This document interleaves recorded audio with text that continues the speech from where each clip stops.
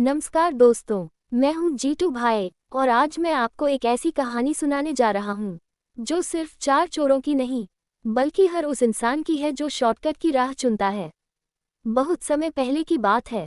एक कस्बे के बाहर बसी एक बस्ती में चार दोस्त रहते थे, कल्लू, रमेश, शंभू और फकीर। चारों बचपन से साथ बड़े हुए थे, साथ खेले, साथ स्कूल गए और एक दूसरे के सुख दुख के साथी बने।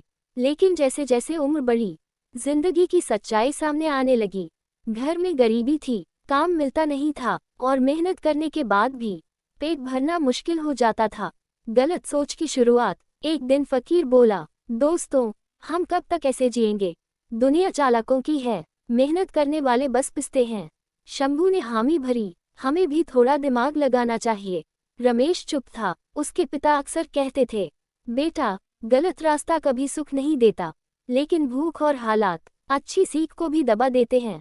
पहली चोरी। चारों ने मिलकर पहली चोरी की। छोटी सी दुकान से न कोई पकड़ा गया, न कोई सवाल हुआ। पैसे हाथ में आए तो मन में एक अजीब सी खुशी हुई।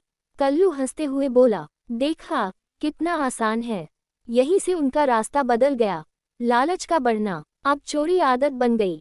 छोटी चोरी, फिर बड़ी चोरी। दिन में दोस्ती, रात में चोरी। लेकिन हर चोरी के बाद डर भी बढ़ता गया। नींद उड़ने लगी, पर लालच और बड़ा हो गया। आखिरी चोरी का प्लान। एक रात कल्लू बोला, सेठ के घर आखिरी और बड़ी चोरी करेंगे, इसके बाद सब छोड़ देंगे। रमेश का दिल कांप उठा।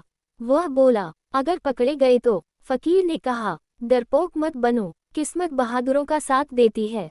रमेश चुप हो गया। गलत के सामने सही की आवाज हार गई। वो मनहूस रात, अंधेरी रात थी। सन्नाटा ऐसा जैसे हवा भी सांस रोककर खड़ी हो। चारों सेठ के घर में घुसे। तिजोरी खुली, सोना चमका। उसी पल कुत्ते भौंकने लगे, लाइट जली, शोर मच गया। भागते समय रमेश गिर पड़ा, बाकी तीनों जान बचाकर भाग गए। रमेश चिल्लाया, दोस्तों, मुझे मत छोड़ो। लेकिन किसी ने पीछे नहीं देखा। जेल की सच्चाई। जेल में बैठा रमेश हर रात रोता। वह सोचता, जिस दोस्ती पर भरोसा था वही सबसे पहले टूट गई। कुछ दिनों बाद पुलिस ने बाकी तीनों को भी पकड़ लिया। चारों आमने सामने बैठे थे, नजरें झुकी हुई थीं। तभी एक बुजुर्ग कैदी बोला, बेटा, गलत रास्ता पहले आराम देता है, फिर सब कुछ छीन लेता है। ये बात चारों के दिल में उतर गई। बदलाव की शुरुआत।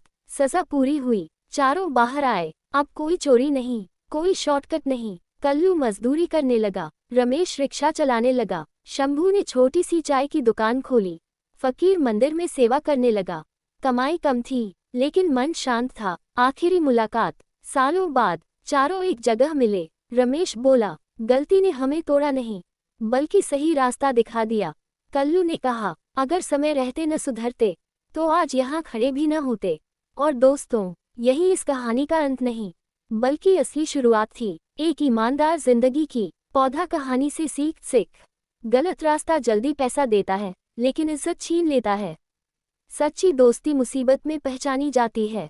मेहनत की कमाई कम हो सकती है, लेकिन सुकून देती है। समय रहते सुधर जाना ही सबसे बड़ी जीत। अगर कहानी अच्छी लगे तो थम्स अप का चिन्ह लाइक करें, क्लॉकवाइज एरोज शेयर करें, स्पीच बलून कमेंट में लिखें, मैं सही रास्ता चुनूंगा।